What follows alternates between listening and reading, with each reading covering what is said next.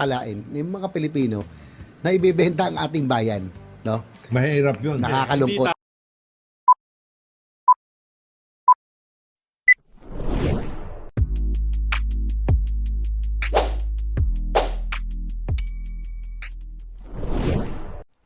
Welcome back sa aking YouTube channel. Para sa mga first time lang po na manood, please click mo na yan, Jeremy's TV, Manila. Anyway guys, wala nang bayad o libre lang, tulong mo na lang din sa kapwa mo. Alright, thank you very much po. So topic natin yung for today's video sa Politics tayo guys. JBR Sito, binulgar na ang mga DDS vloggers o supporters binayaran daw ng China para mag-training mismo sa China ng 2 linggo. And guys, yan ang mainit na balita. Meron kasing isang video ngayon na kumakalat sa social media. Nag-leak na mamaya guys, papakita natin para mabosisan nyo na kung talagang si JBR Sito, pero klaro-klaro naman na siya. So, ang sinasabi niya kasi dito, may mga DDS vloggers daw na ini-sponsoran mismo ng China para mag-training doon. At ang tagal 2 weeks. Siyempre, pag sinabing sponsoran, all expenses paid dyan, di ba? Suga delivery yung aeroplano, di ba? Yung ticket sa aeroplano, yung hotel, di ba? Yung pagkain. Talagang inalagaan siguro ng mga China na to, di ba? Kaya alam naman natin na mayaman ng China. So lahat sila malamang delivery daw. Diba? At binayaran pa. Tinatanong saan magaling yung ganitong report. Sabi ni JBR Sito, sa Intel daw. Intel report. So, alam naman natin may mga ganyang report talaga na kumbaga sa intelligence report yan. May mga budget talaga dyan, guys. Diba? So, yun na sinasabi niya na kung titignan mo, guys, siyempre, nakakalungkot yan. Kasi, unang-una, mga kababayan natin, diba? Anong gagawin mo doon sa China para mag-trading? Alam mo naman na binubuli tayo ng China, di ba? Kinukuha yung teritoryo natin. At ang balita natin, guys, isa sa mga nagpunta doon, mamaya papakita ko yung mga picture. Meron tayong nakita doon sa ibang vlogger na nandun sa picture na nag-trading, nagtatrabaho daw sa opisina ni Vice President Sara Duterte. Nandun din si Trixie Angeles. Diba? At ang pinangalanan talaga guys, ang pinangalanan dito, itong si Mark Lopez. So, yan, Mark Lopez, diehard Duterte supporter din yan. Makita niyo naman sa kanyang account yan. Ang kanyang sa wallpaper, sa likod niyan, si Sara Duterte. So, anong ginagawa nila doon, diba? Siyempre, medyo mabigat to guys, yung akusasyon ni JBR Sito. Kaya nga mas maganda sana kung talagang iimbestigahan ito. 'Di ba? Iimbestigahan ni JBR Sito, magpatawag siya o mag-i-sponsor siya sa Senado at magpatawag Akalain yung mga Pilipino meeting, na ibebenta ang ating bayan, hearing sa no? Senado. Mahirap yun. Nakakalungkot. Ibig sabihin mo, Guys, Sen JB, meron dyan panoorin muna natin na yung nasa mismong payroll na, video. kumbaga, Ay, ng China. Yan Yun ang ay nasa pinapakilos Intel report. nila. Yan po ay nasa Intel- usap ko. Intel report yun. Intel Yan, na. very Nakasok si Senator JB. credible. Ito ba, Kausap ito ko ba yung mga top may defense pupunta ng officials. China ba? Ito ba yung mga pupunta ng China? Na Bigyan bumisita kita pa? Pumunta pa ng... Matagal dun. Tagal dun? Matagal, Ito, 2 linggo. Ito si Ha? Eusebio nandun eh. Eusebio. Ito ba yun, Ayaya yung lang, mga ayaya. all expenses paid na pinapunta Ay, doon sa hanggang China? hanggang Parang ngayon. ganun, ha? Ito ba yung mga sinasabi mo? Yan, sila Mark Lopez, naku. Naku, kawawa naman. Grabe. Boy. Wag naman, wag Yung naman. issue dun So yun guys, napanood nyo, di ba? Klarong-klaro naman talaga ang boses nitong si JBR Sito. Kasi alam naman natin ang boses niyan guys, di ba? Si Jingo, si Era. Alam natin yung mga boses niyan kasi lagi natin nakikita sa TV. So yun guys, di ba? Kailangan talaga ito, medyo mabigat to. Patunayan, di ba? Ng mga sinasabi niya mga DDS vloggers, magpaliwanag. Kasi guys, ito, pag, content trader to sa ating bayan, di ba? Imagine mo, Pilipino ka, alam mo namang mainit, pinag-uusapan ng West Philippine Sea. At patuloy tayong binubuli magpasa hanggang ngayon, tapos pupunta ka doon. para mag-training. Siguro sa ibang bagay. Pero kasi pag tinignan mo guys, ay yung mga narratives ng mga DDS vloggers, talagang mga China talaga sila, di ba? Kaya nga, sabi nila, di ba, ang Pilipinas daw, si BBM, tuta ng US dahil nga pinapasok niya, di ba, ng ang US sa ating bansa at saka yung mga western country. Na nung panahon ni Duterte kasi guys, alas kumakalas na sa dyan. Sa mga western country, European Union, di ba? Sa USA. So lahat yan. Pero ang totoo naman yan, kaalyado naman natin yan. Matagal pa, di ba? Wala pa yung usapin ng West Philippine Sea, lalo na sa Amerika. Matagal na natin kaalyado yan. At ang Amerika tumutulong talaga sa atin. At hindi naman sila yung namumuli at nangaagaw ng teritoryo, di ba? Kaysa naman sa mga pro-China ka, di ba? BFF ni Digong. Anong nangyari? Inabuso tayo, di ba? Hanggang sa ngayon. Di ba? Buti na nga lang itong si BBM nag-iba ng foreign policy na talaga namang naninindigan, di ba? Kaya nga sabi nga ni JB, di ba? Nagkataon na nagsalita ako nun. Pero binatikos at binanatan kami ng mga DDS vloggers. Kasama si Jay Tariela, di ba? Naalala nyo na ano nga yun, di ba? Guys, nabalita. Si Gibo, di ba? Kaya nga sabi ni Jay Tariela, yung security ano natin, council, minaman-manan din yung mga Pilipinong, di ba? Mga China. So, alam naman natin yan, guys, kung sino sila.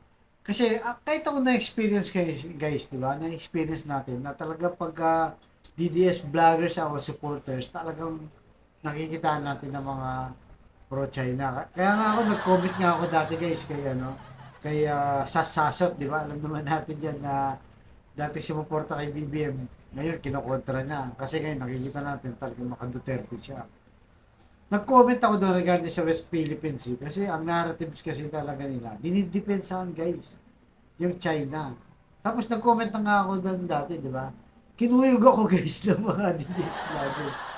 Sabi na, oh, ikaw, punta ka ng US, ng kano, ganyan, ganyan. So, totoo yung sinasabi ni JBS ito, na nung nagsalita siya, kontra sa China, nanindigan sa ating bayan, talagang kinuyog sila. Sila ni Jeta Tariela, yung spokesperson ng Philippine Coast Guard, at saka itong si DND Secretary Gibo. Totoo yun. Kaya nga napansasabi nga ni Jeta Tariela, di ba? May mga Pilipinong trader, di ba? Sila siguro pinapatungkulan. So, kaya ito guys, mabigat to, di ba? Mabigat to. Kaya kung ako kay Senator JBRC ito, patawag ng hearing sa Senado, sponsoran mo na yan para magkaalaman na kung ano ba talagang ginawa nila doon. Di ba?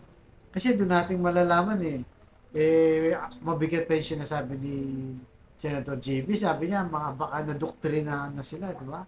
So malamang habang nag-training yan, may mga halong narratives na mga China sila, di ba? Pangontra sa ating mismong mga Pilipinong kababayan natin. Kaya sabi nga ni JB, nakakalungkot.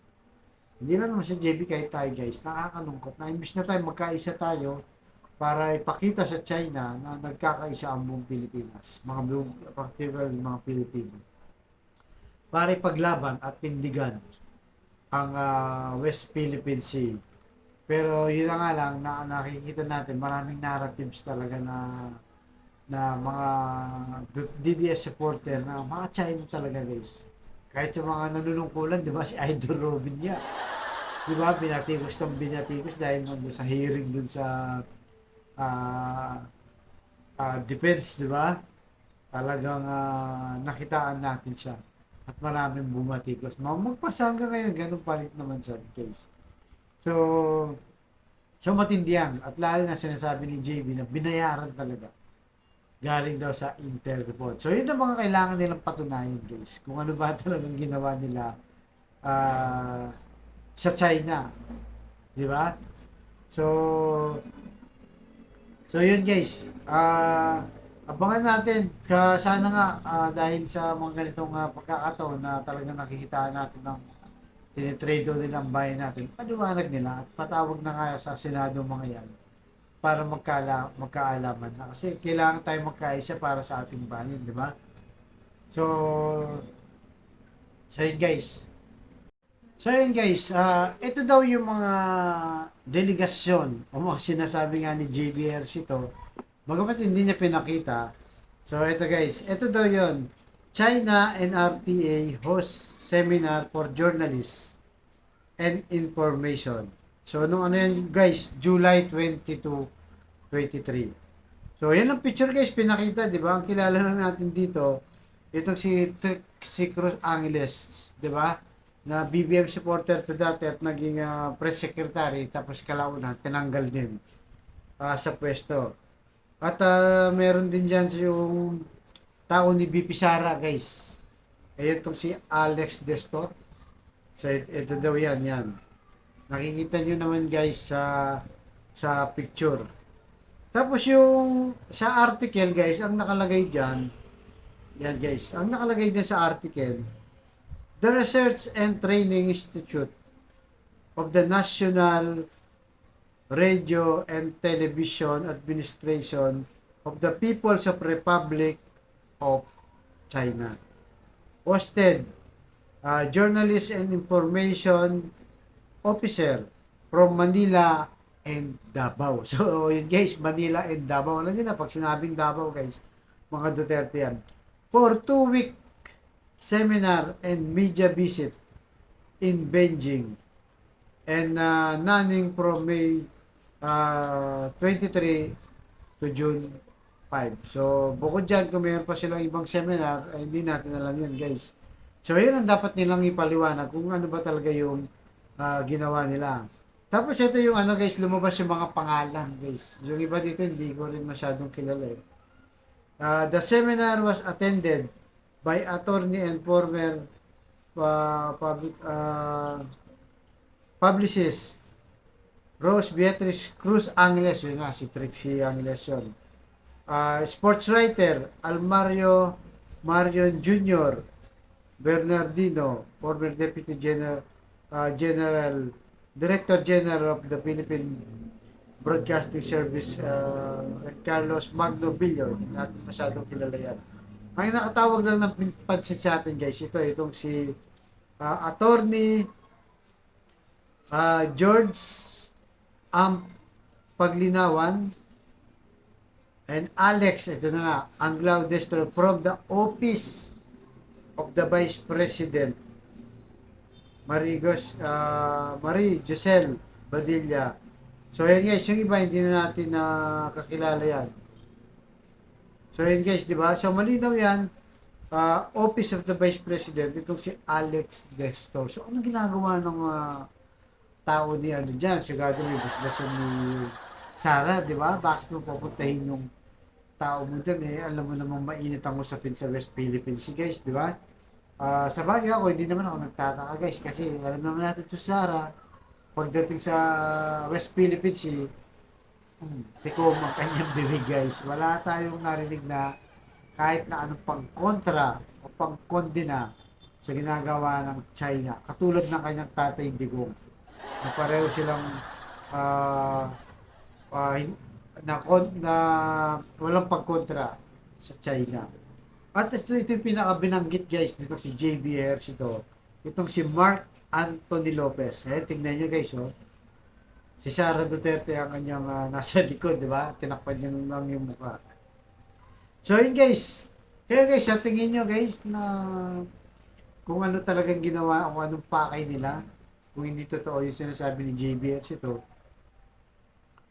kailangan nilang paliwanag. Bakit nandun kayo, di ba?